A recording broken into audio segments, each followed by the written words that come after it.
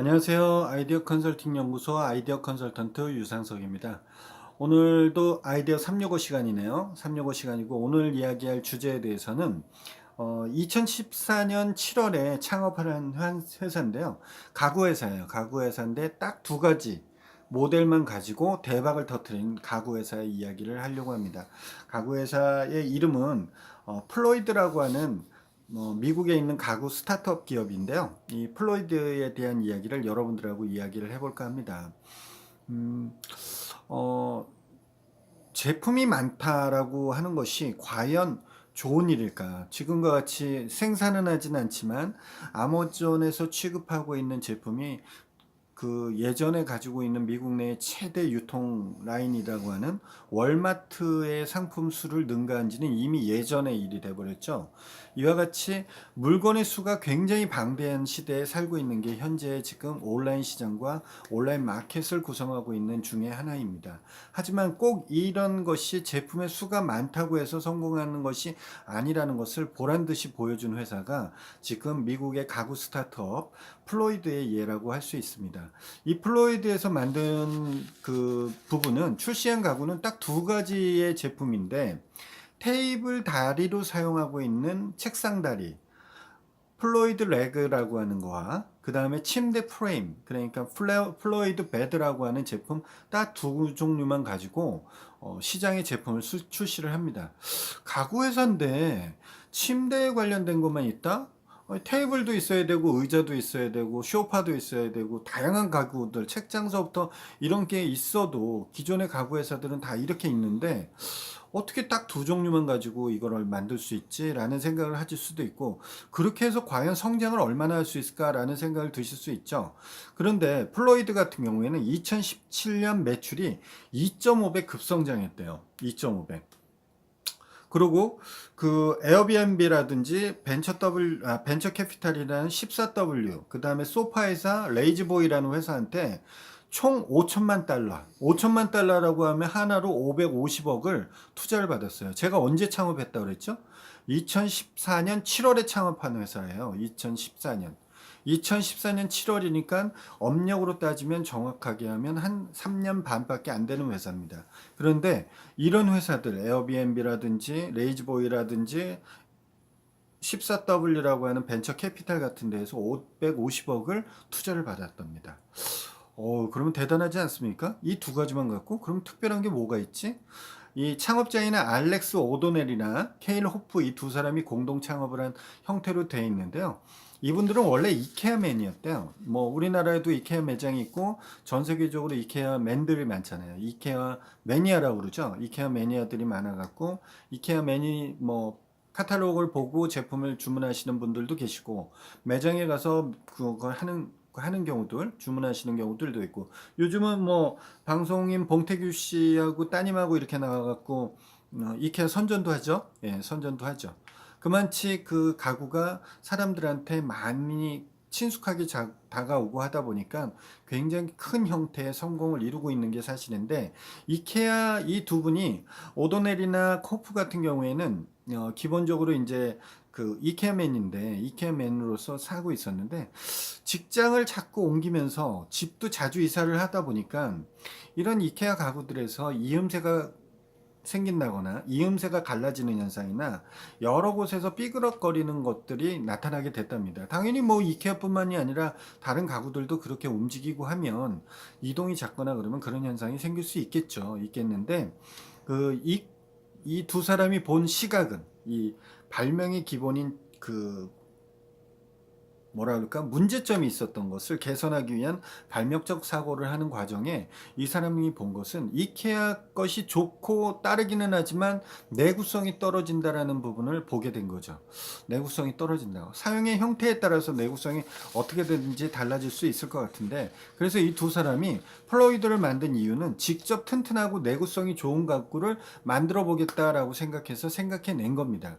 그런데 그 가구를 만들어놨는데 일체형으로 나와 있는 테이블이라든지 침대라든지 이렇게 되는 것이 아니라 한마디로 침대의 침대의 프레임만 만들었고 그 다음에 책상의 다리만 만들었어요. 책상의 다리. 뭔가 특이하죠. 그런데 이 투자한 회사가 에어비앤비가 있다는 것도 잘 보셔야 돼요. 에어비앤비라는 회사가 어떤 회사인지 아시는 분들도 계시겠지만 모르시는 분들한테 간단하게 이야기 드리면 전 세계 글로벌한 기업이죠. 굉장히 성장한 기업이고 에어비앤비는 일종의 임대업을 하시는 분들이죠. 그런데 임대업이라는 것이 자신들이 소유하고 있는 것을 임대해 주는 것이 아니고 전 세계 지역마다 있는 각 지역의 빈집들 그 빈집들을 한마디로 어플리케이션으로 모아서 거기서 그 나라를 여행 갈 사람들이 호텔이 아닌 공간, 이런 집을 렌트를 해서 그 기간 동안 그 집을 사용할 수 있게끔 그 집주인과 그 다음에 호스트와 저기를 연결해 주는 것을 하는 사업을 하는 사업이 에어비앤비예요. 근데 그것을 이 플로이드라는 회사의 두 창업자는 에어비앤비의 시스템을 마케팅으로 잘 이용한 거죠. 어떻게 이용했냐? 첫 번째 출시한 책상다리 같은 경우엔 그 플래그죠. 저기